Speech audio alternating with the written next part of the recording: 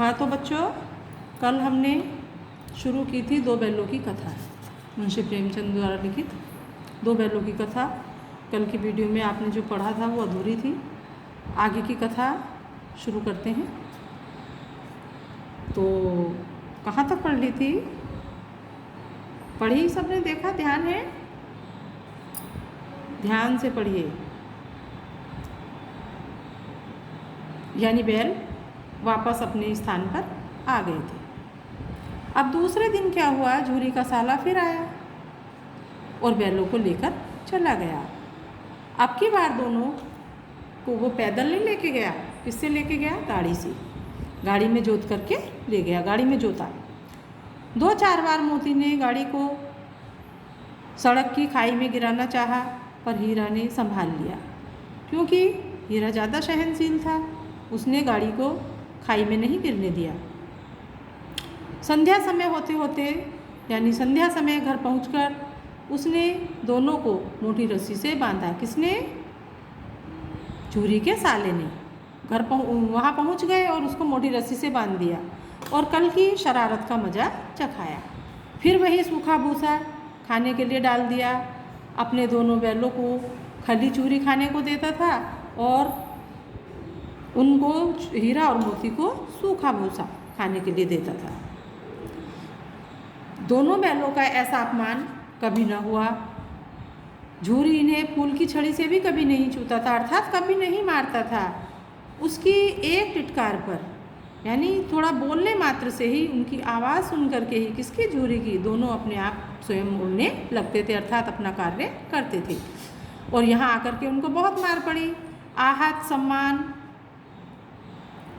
नाद की, यानी जो आहत सम्मान की व्यथा थी ही उस पर मिला सूखा भूसा खाने के लिए। यानी आहत और सम्मान तो उनका हो रहा ही नहीं था। सम्मान उनका, बहुत आहत हो रहे थे वो अपने सम्मान से, यानी उनका बहुत अपमान हो रहा था। इससे तो वो परेशान थे और ऊपर से उनके खाने के लिए भी कुछ नहीं मिल रहा था, सूखा भूसा डाला जा रहा था।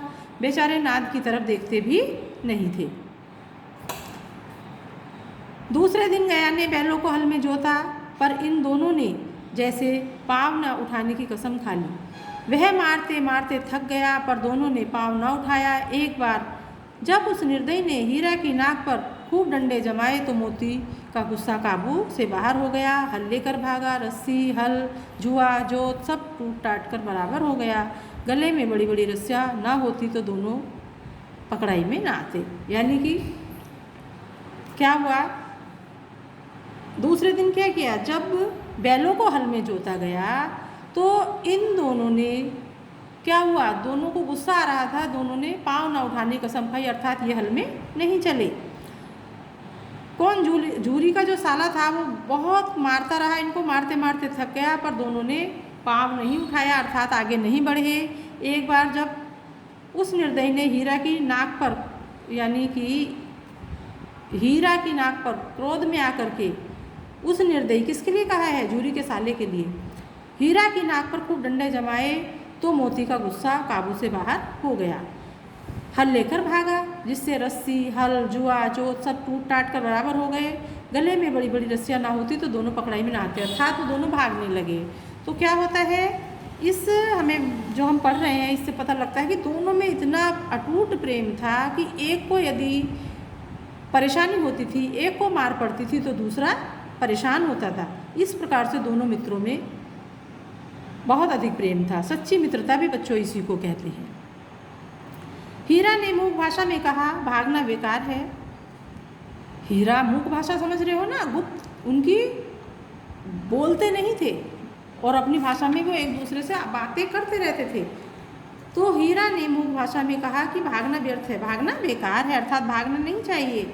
मोती ने उत्तर दिया, तुम्हारी तो इसने जान ही ले ली थी, अब की बार मार पड़ेगी। पढ़ने दो, यानी अब तो जान ही ले ली थी, अब की बार अगर नहीं भागे तो मार और पड़ेगी, बहुत मार पड़ेगी। पढ़ने दो, बैल का जन्म है तो मार भी खानी पड़ेगी। मार से कहाँ तक बचेंगे? किसने कहा? मोती ने।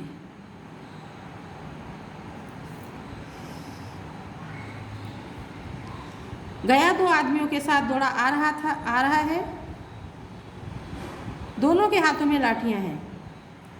अब गया क्या है, गांव गया, गांव से अपने साथ में लाठियाँ लेके आया और 2 आदमी भी आए। मोती बोला कहो तो दिखा दूँ कुछ मजा भी, मैं भी लाठी लेकर आ रहा है।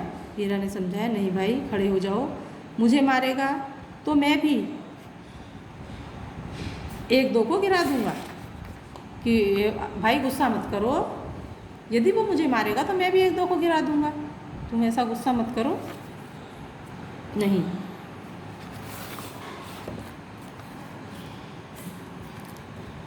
नहीं हमारी जाति का धर्म यह नहीं है।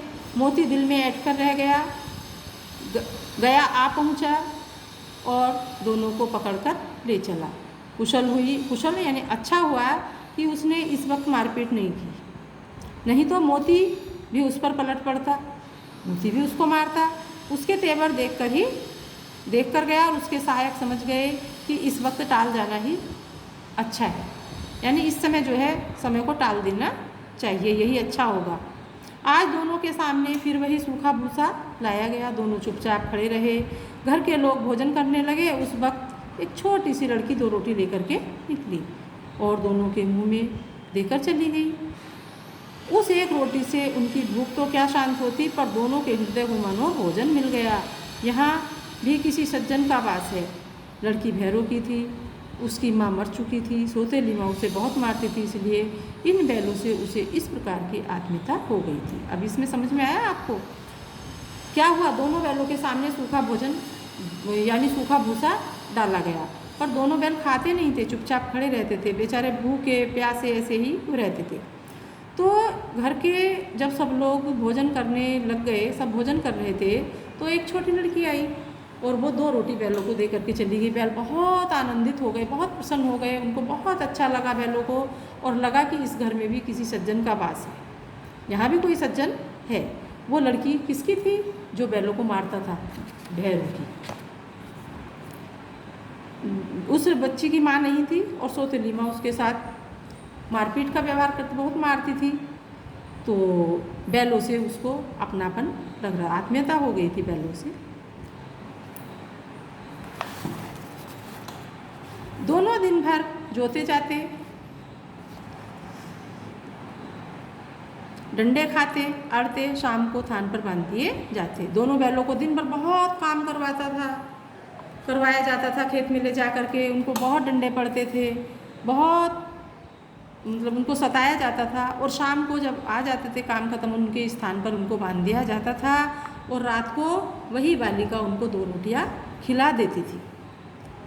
प्रेम के इस प्रसाद को ही की यह बरकत थी कि 2 गाल सूखा भूसा खाकर भी दोनों दुर्बल ना होते। अर्थात इसका समझ में आ रहा है आपको? 2 गाल अंडरलाइन करते चलो जहाँ कठिन लग रहा है थोड़ा सा।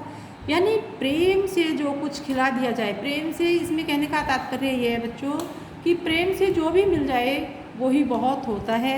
तो प्रेम से यदि उनको 2 रोटियां वो इतनी मिल रही थी खाने के लिए कि यदि वो थोड़ा सा सूखा भूसा खा लेते तो वो बहुत कमज़ोर जो हो गए थे, दुर्बल ना होते, सूखा भूसा खा लेते। लेकिन उन्होंने खाया ही नहीं, क्योंकि उनके जो हृदय में है, किसके? बैलों के, दोनों की आंखों में, उनके रोम रोम में विद्रोह की आग थी, विद्रोह घुसा हुआ था, इसलिए वो सूखा भूसा भी वहाँ नहीं खाते थे। एक दिन मोती ने मूक भाषा में कहा, अब तो सहा नहीं जाता, अर्थात हीरा अब नहीं सह सकते, कुछ करना चाहिए। क्या करना चाहते हो?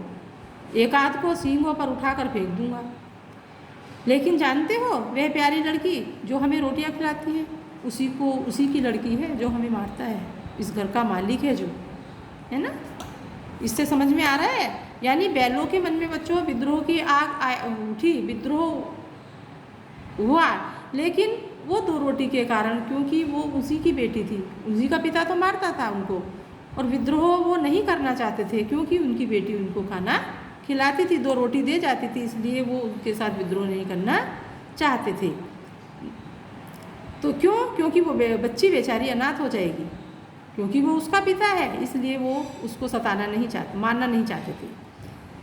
तो मालकिन को फेंक दूँ, वही तो उस लड़की को मारती है, लेकिन औरत जात पर सींग चलाना मना है। ये हमारे धर्म में है कि औरत पर पहले भी सुना होगा तुमने, है ना, कि औरत को ऐसे नहीं मारते हैं, औरत की बल्कि रक्षा करते हैं। तो देखो पशु में भी कैसी भावना है कि औरत जात पर सींग चलाना मना है, यह भूले जाते हो क्या, वो समझाता है। तुम तो किसी तरह निकलते ही नहीं, तुम तो किसी तरह निकलने ही नहीं देते, बताओ तुड़ाकर भाग चले, किस रस्सा तुड़ाकर भाग चले। हाँ ये स्वीकार करता हूँ। तो उन्होंने दोनों ने आपस में बातचीत करके ये तय किया कि रस्सा तुड़ा करके भाग चले। लेकिन इतनी मोटी रस्सी टूटेगी कैसे? इसका एक उपाय है, पहले रस्सी को थोड़ा सा चबा लो और फिर एक झटके में टूट जाएगी। इन्होंने तय किया कि पहले रस्सी को चबा लो। ये सब उनकी बातें जो हो रही हैं दोनों बैलों की मुख भाषा में ही हो रही हैं, वो आपस में बातें कर रहे हैं और एक दूसरे की बातें समझ रहे हैं। तो उन्होंने ये मशवरा करके तय कर लिया। रात को जब बालिका रोटियां खिला कर चली गई, दोनों रस्सियाँ चबाने लगे, पर मोटी रस्सी मुंह में ना आती थी, बेचारे बार बार जोर लगा कर रह जाते थे। फिर क्या हुआ आगे देखते हैं। सहसा घर का द्वार खुला और वह लड़की निकली। दोनों सिर झुकाकर उसका हाथ चाटने लगे, दोनों की पूँछें खड़ी हो गईं। उसने उनके माथे सहलाए और बोली, खोले देती हूँ, चुपके से भाग जाओ, नहीं तो यहाँ लोग मार डालेंगे। आज घर में सलाह हो रही है कि इनको नाथों में, इनकी मतलब पशु को बस में करने के लिए उसकी नाक में नाथ डाल दी जाती है, कि इनकी नाकों में नाथ डाल दी जाए। किसने कहा ये? लड़की ने। समझ में आया बच्चों? इसमें देखिए, इसको पढ़िए यहाँ से। सहसा घर का द्वार खुला, यानी अचानक घर का दरवाज़ा खुला और वही लड़की बाहर निकली जो उनको रोटी खिलाती थी। दोनों सिर झुका करके उस लड़की का आदर करने लगे, हाथ चाटने लगे। उसको बहुत अच्छी लगती थी वो लड़की उनको। दोनों की पूँछ खड़ी हो गई, अर्थात वो अपनी प्रसन्नता व्यक्त कर रहे हैं। उसने आकर के किनके बैलों के माथे सहलाए और बोली, मैं तुमको खोल देती हूँ और तुम चुपके से यहाँ से भाग जाओ, नहीं तो यहाँ तुमको लोग मार डालेंगे। क्योंकि उन्होंने बता दी, जो घर में सलाह हो रही थी वो बता दी बालिका ने। उसने गराब खोल दिया, गराब मतलब जो गांठ थी वो खोल दी रस्सों की। दोनों चुपचाप खड़े रहे, भागे नहीं, वहीं खड़े रहे। मोती ने अपनी भाषा में पूछा, अब चलते क्यों नहीं? हीरा ने कहा, चले। किसने पूछा? मोती ने, यानी लड़की ने तो रस्सों को खोल दिया और दोनों गए नहीं, वहीं पर खड़े रहे। हीरा ने कहा, चले, लेकिन कल इस अनाथ पर आफत आ जाएगी। यदि हम चले गए तो ये जो लड़की है अनाथ, इस पर आफत आ जाएगी, क्योंकि सब इसी को कहेंगे कि इसी पर संदेह करेंगे कि इसी ने खोला है। सहसा बालिका चिल्लाई, अचानक बालिका चिल्लाई कि दोनों फूफा वाले बैल भागे जा रहे हैं। ओ दादा, ओ दादा, दोनों बैल भागे जा रहे हैं, जल्दी दौड़ो। अर्थात उस लड़की के, वो लड़की चिल्लाती है तो क्या होता है? गया हड़बड़ाकर भीतर से निकला और बैलों को पकड़ने के लिए चला। वे दोनों बैल भी भागे। गया ने उनका पीछा किया, फिर भी तेज हुए। गया ने शोर मचाया, फिर गांव के सभी मतलब कुछ आदमी जो हैं, गांव के कुछ आदमियों को साथ लेने के लिए लौटा, वापस आ गया। जब अकेले बैल बहुत तेज चले गए और उसको नहीं मिले तो वो गांव के आदमियों को लेने के लिए आ गया। दोनों मित्रों को भागने का मौका मिल गया। किनको? हीरा और मोती को भागने का मौका मिल गया। सीधे दौड़ते चले गए, यहाँ तक कि मार्ग का ज्ञान न रहा। वो भूल गए अपना रास्ता, जिस रास्ते से वो आए थे वो रास्ता भूल गए। जिस परिचित मार्ग से आए थे उसका रास्ता वो भूल गए। उनका नए नए गांव मिलने लगे। तब दोनों एक खेत के किनारे खड़े होकर सोचने लगे, अब क्या करना चाहिए? रास्ता भूल गए तो भाई अब क्या करना चाहिए, कहाँ जाना चाहिए? हीरा ने कहा, मालूम होता है हम राह भूल गए। तुम बेतहाशा भागे, बेतहाशा यानी तुम तो बेकार ही भागे, वहीं उसे मार गिराना था, हमें वहाँ से भागना। अब दोनों आपस में विचार कर रहे हैं कि हमको वहाँ से भागना नहीं चाहिए था, उसको वहीं पर मार गिराना था, बेकार ही भागे वहाँ से। इस तरह से वो आपस में बातें कर रहे हैं। अब आपस में उसे मार गिराते तो दुनिया क्या कहती? हमारा धर्म, वह अपना धर्म छोड़ दें, लेकिन हम अपना धर्म क्यों छोड़ें? देखिए हम भारतीय कितने दयालु होते हैं, हम पर कोई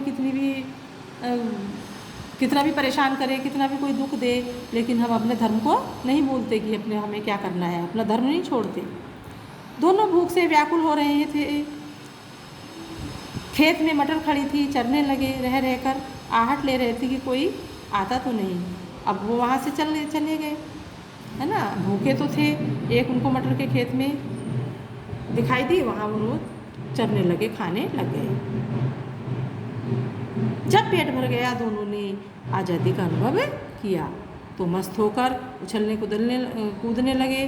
पहले दोनों ने डकार ली, फिर सींग मिलाए, एक दूसरे को ठेलने लगे।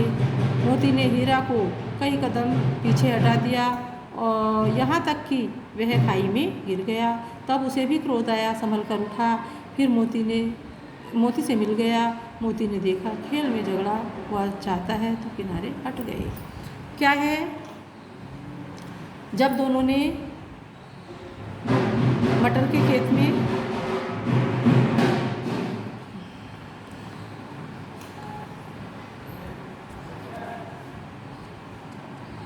तो कितने चल रही है, देख लिया था मैंने।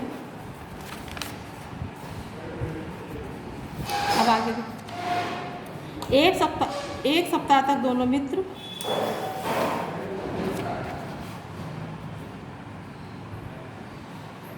वहाँ बंधे पड़े रहे। किसी ने चारे का एक तिनका तक भी नहीं डाला उनके खाने के लिए। हाँ, इस बार पानी दिखा दिया जाता था, यही उनका आधार था। दोनों एक बार पानी पी करके ही जीवित थे। दोनों इतने दुर्बल हो गए थे, इतने कमज़ोर हो गए थे कि उठा तक नहीं जाता था। उनकी ठट्ठरियाँ निकल रही थी, यानी कि उनकी जो हड्डियाँ हैं वो निकल आई थी। एक दिन बाड़ी के सामने डुग्गी बजने लगी कि दोपहर होते होते वहाँ 50-60 आदमी जमा हो गए। एक दिन की बात है कि जो जहाँ पर वो थे, बाड़ा जहाँ पशुओं के रहने का स्थान है, वहाँ डुग्गी बजने लगी, यानी बोलियाँ लगने लगी। और दोपहर होते होते बहुत वहाँ 50-60 आदमी जमा हो गए।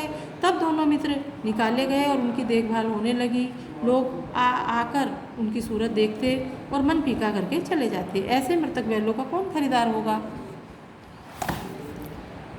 सहसा एक दड़ियल आदमी, जिसकी आंखें लाल थी और मुद्रा अत्यंत कठोर, आया और दोनों मित्रों के कुल्लों में उंगली गोंद कर मुंशी जी से बातें करने लगा। उनका चेहरा देखकर अंतर्ज्ञान में दोनों मित्रों का दिल काँप उठे। वे कौन हैं और उन्हें क्यों टटोल रहा है, इस विषय में उन्हें कोई संदेह न हुआ। दोनों ने एक दूसरे को भीत नेत्रों से देखा और सिर झुका लिया। समझिए, अचानक ही एक दड़ियल यानी दाढ़ी वाला व्यक्ति, जिसकी आंखें लाल थी, अत्यंत कठोर स्वभाव वाला था, और वहाँ आया और दोनों मित्र जो हीरा और मोती थे, उनके कुल्लों में यानी पीछे जो उनका अंग थे, उनमें उंगली गोड़ कर देखने लगा, उंगली गोद करके देखने लगा और मुंशी से बातें कर रहा था। ऐसा देख करके दोनों मित्र जो हैं बहुत डर गए, बहुत भयभीत हो गए। दोनों के दिल काँप गए और समझने लगे कि वह कौन है और उन्हें इस तरह से क्यों देख रहा है। यानी दोनों बैलों के मन में ये बहुत अधिक चिंता हो गई।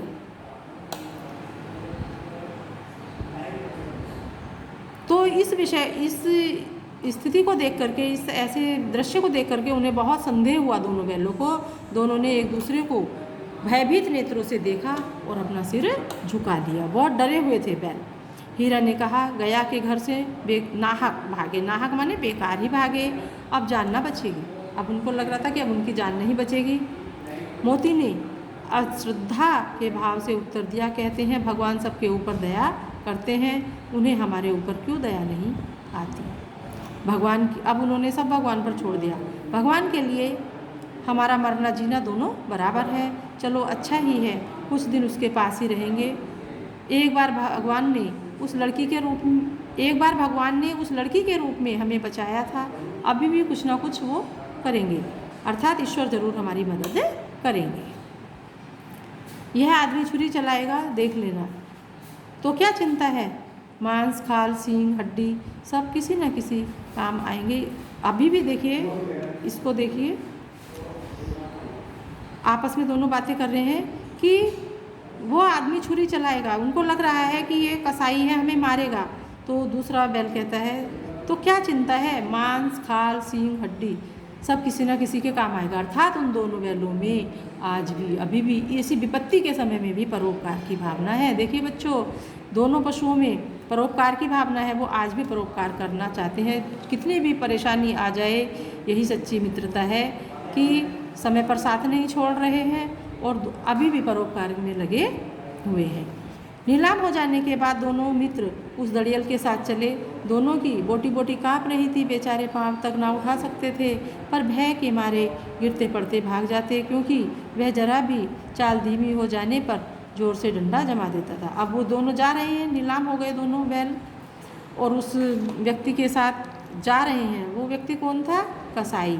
उसके साथ चल रहे हैं। यदि दोनों से चला नहीं जा रहा था, बहुत कमज़ोर थे, दुर्बल थे, लेकिन फिर भी वो धीरे से चलते थे तो वो डंडा मार देता था, इसलिए बहुत तेज़ी से चल रहे थे। राह में गाय बैलों का एक रेवड़ हरे भरे खेतों में हार चरता हुआ नजर आया। राह में जब जा रहे थे तो बैल और गायों का रेवड़ माने झुंड खेत में चल रहा था। सभी जानवर बड़े प्रसन्न थे, चिकने थे, चपल थे। कोई उछलता था, कोई आनंद से बैठा हुआ पागुर करता था। कितना सुखी जीवन था इनका, पर कितने स्वार्थी हैं सब। वे आपस में सोच रहे थे कि इनका भी जीवन है, देखो कितना ये कितने प्रसन्न हैं, और हमें फिर वो सोच रहे हैं कि कितने स्वार्थी होते हैं सब अपने ही खुशी में मस्त रहते हैं, अपने ही स्वार्थ में मस्त रहते हैं। किसी को कोई परवाह नहीं होती, किसी की चिंता नहीं कि उनके दो भाई बधिक किसी के हाथ पड़े हैं, कोई उनको बचाए, ऐसा कुछ नहीं है। यानी कहने का अभिप्राय ये है कि विपत्ति के समय में कोई नहीं बचाता है, कोई किसी का नहीं होता है इस संसार में। ऐसा ही वो सोचते जा रहे थे।